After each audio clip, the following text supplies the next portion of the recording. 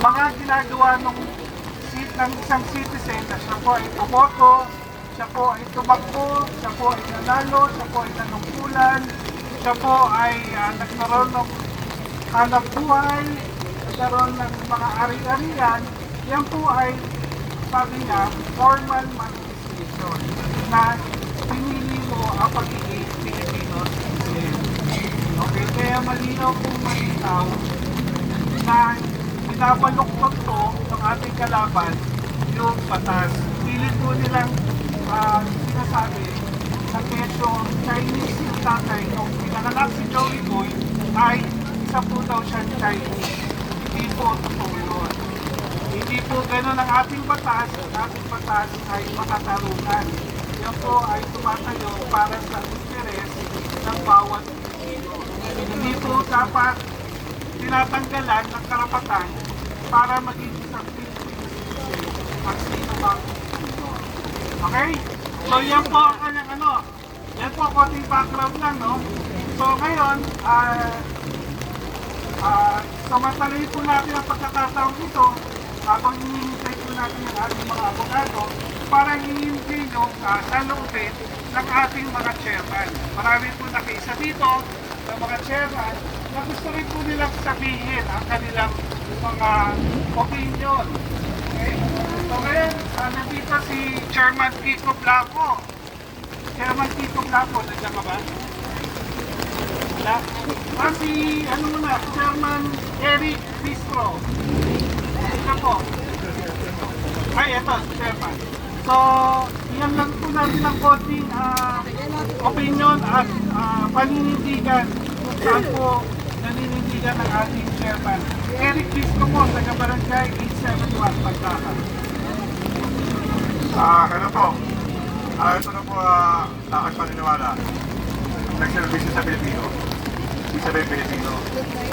So ako, ang konsyal at yung congressman, isa lang ibig sabihin yung gusto ng Pilipino. Kaya Pilipino, ang ating congressman, Joey Uy. Ayan, narinig niyo po, sinabi ni Chairman Bistro. Kung tutusin ay mas Pilipino pa ho si Congressman Joey Uy kumpara sa natin mga mamamayan dahil siya po ay nagsilbi, siya po ay nagsakripisyo para sa atin. Kaya may tuturing na puso niya at isip niya ay tunay na Pilipino. Ngayon po, pakinggan naman natin si Chairman Kiko Blanco. May gusto rin pong sabihin itong aming chairman mula sa Santa Teresa.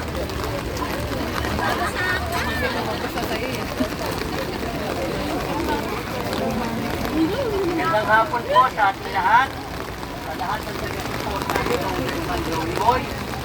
Si Joey Uy po ay nakasama ko 1998 pa. So, sa dalawang dekada niyang paglilingkod, Pilipino. Diba? Talagang Pilipino. Kaya lang, hindi matanggap ni Boy Dila. Hindi niya matanggap. Nagkaroon na siya. Magpahinga na siya. Sa puso, sa salita, sa gawa, Pilipino po si Joey Uy. Kaya mga kasama, dapat manindigan tayo. Dito tayo sa tunay na congressman ng 6 distrito. Nagsalita na mga taga-sayis. Ang ating congressman ay si Joey Uy. Mabuhay ka, Joey. Andito kami. Salamat. Okay, ito, pakinggan naman natin isang malapit na chairman ng San Miguel. Matagal na pong kaibigan ng ating Congressman Joey Uy. Okay, pakinggan po natin si Chairman Ray Floro. Ayaw? Okay, isa pa lang gusto magsalita. Wala naman. Ito na pala. Wala ko yun.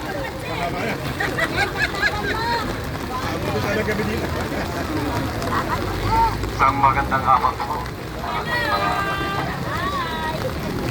Alam ko yung sinasakripisyo po natin ngayon. Alam niya ang Congressman Joey Uy. Nung araw pa po kami magkasama itong taong ito. Nung siya'y tumatakbo bilang isang konsyal. Kung natatandaan nyo, independent yan. Kasama ko na po yan. sinisigurado ko po sa inyo na ang pusong ito ay nasa pagsiservisyo at hindi para gawing negosyo ang paglilingkod sa mundo. Ano mo? Kaya hanggang maaari, sa habang panahon, nandito po ang ating congressman, supportahan po natin siya. Bigyan po siya natin ng lakas ng loob. No?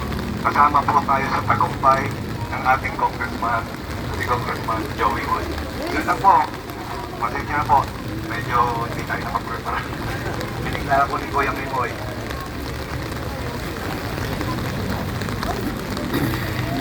Maraming salamat, Chairman Ray Floro. Mula naman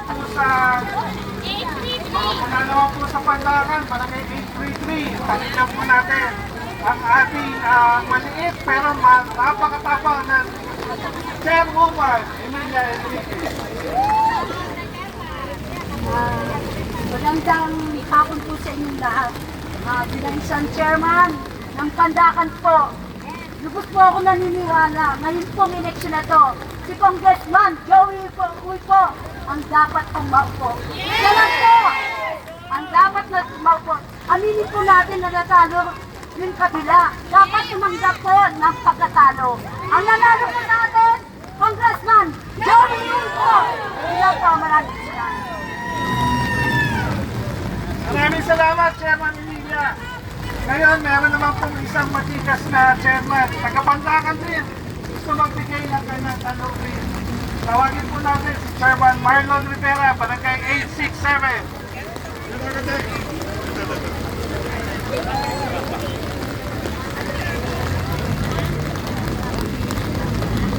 Magandang hapon po. Sa tingin po naman natin, hindi bang po itong Miss Universe, di ba? Na may second placer.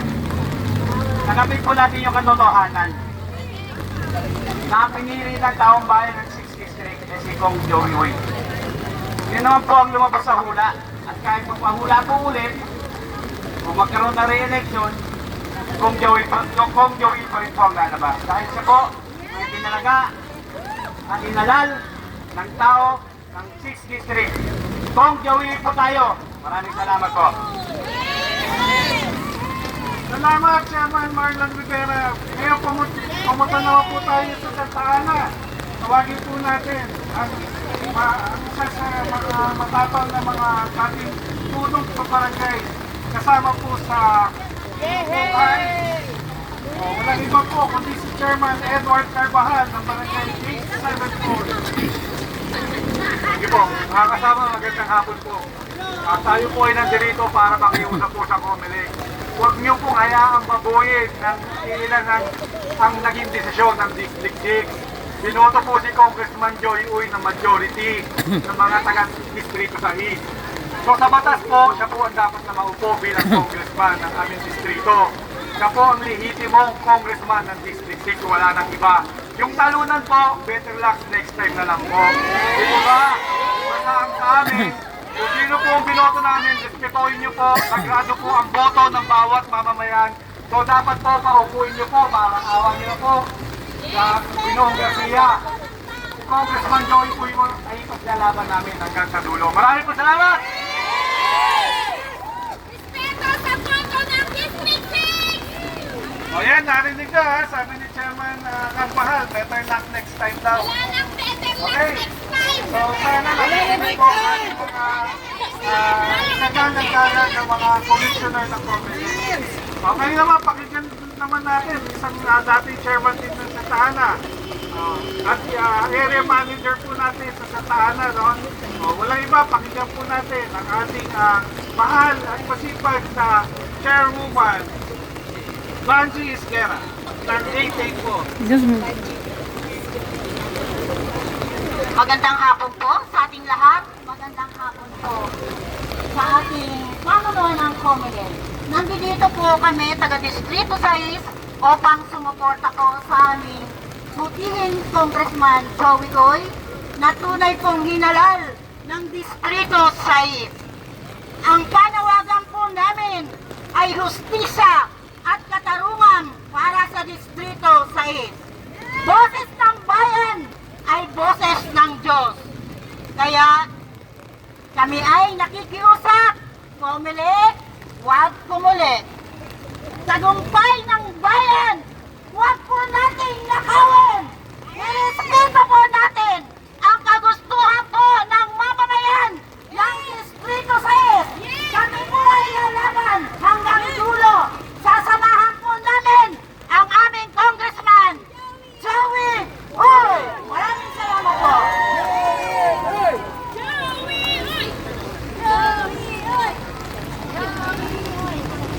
Okay. So nandito rin po pala, chairman po ng Santa Ana, no? Taga-barangay 882. Pakinggan po natin ang gusto niyang sabihin para sa ating nandito ngayon. Kahit umuulan, wala pong natitinag, wala pong umaalis ang ating pinapwestuhan. Tawagin po natin si Chairman Eric Marana ng barangay 882. Nasa na? Nahihiya. Halika na, Chairman. Pagkakataon na natin po para ano. Chairman Eric! Chairman Eric. Magandang hapon po sa ating lahat. Ako yung chairman ng barangay dito. Sumusuporta po kay Congressman Joey Uy. Bigan na dapat siya po maupo. Siya ay isang Pinoy talaga. So, yun lamang po, manalangin po natin si Congressman Joey. Thank you po.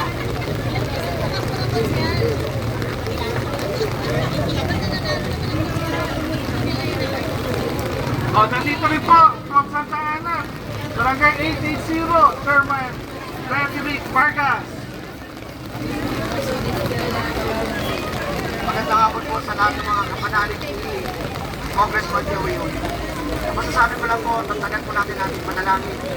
Tanggapin na po ng kalaban natin ang kanilang desisyon. Ipagkita naman po na landslide. Sa barangay ko, landslide po. Pinagmamalaki po.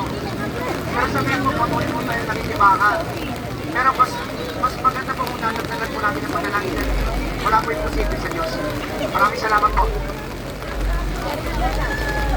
Maraming salamat, Chairman Vargas. From Santa Ana, pupunta po tayo sa Punta.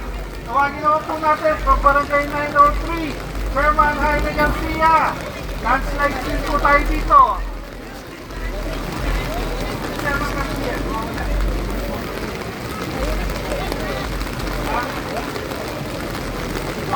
Ito, kanina po may dito eh, pero gusto ko tawagin. Ay! Sige, dalawang Chairman, kung sa papantakan, no? Dating mga tulong barangay, pero active na active po. Barangay 834 and Chairman Santos Uy from Barangay 836. Parehong po kapitbahay po ito. Magandang hapon po sa inyo lahat. Sana po, respetuhin naman nila ang mga boto natin. Kasi, siyempre yun ang lumabas sa balota. Di dapat respetuhin nila. Wala na yung tinitingnan nilang, uy, Chinese. Bakit? Ako rin ganun din eh. Pero dito din ako pinanganak. Dito ako nag-aral. Ang birth certificate ko, nandito. Pinanganak ako sa Pandakan mismo, sa Zamora. Bininyagan ako sa St. Peter. Ngayon dapat ganun din kay Joey. Kasi pinanganak din siya rito eh. Bakit? Ano ba pagkaiba nun? Diba? Ano ba? Palakasan na lang ba? Ha? Kasi kung talagang isipin nila, dapat nirespeto nila ang boto natin. Kasi yun ang lumabas. Sana po, ipagtanggol pa rin natin, ipaglaban natin ang karapatan natin para kay Congressman Joey Uy. Salamat po. Hindi pa galit siya si Chairman Santos Uy. Ay, ito pa si Chairman Santos Uy. Kala mo makakaligtas ka, ha? Magandang hapon po sa inyong lahat. Siguro naman nakita natin ang desisyon na ang talagang nanalo is Joey Uy. Dapat irespeto natin kung sino ang nanalo, yun na ang iuupo, hindi na kung sino-sino pa. Joey Uy ang dapat natin suportahan hanggang dulo. Nandito kami para kay Joey Uy. Maraming salamat po. Mula naman sa Pandakan, tumawid muna tayo sa Bacood. Isa po sa mga barangay kung saan nanalo ang ating Congressman Joey Uy. Sa Barangay 614, tawagin po natin Herman M. Belohira.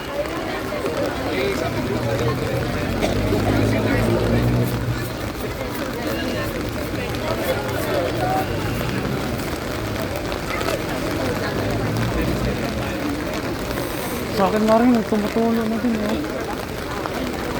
Magandang tanghali po. Okay. Ako po si Herman M. Belohira, anak po ni dating tumatakbong konsihala si Herman Belohira. Kilala niyo naman po yun. At ang buong pamilya po namin at ang aking barangay ay lubos na sumusuporta sa ating Congressman Joey Uy. Ilaban po natin ito dahil demokratiko po tayong bansa. Dahil ang binoto ng taong bayan, binoto, Uy! Uy! Okay?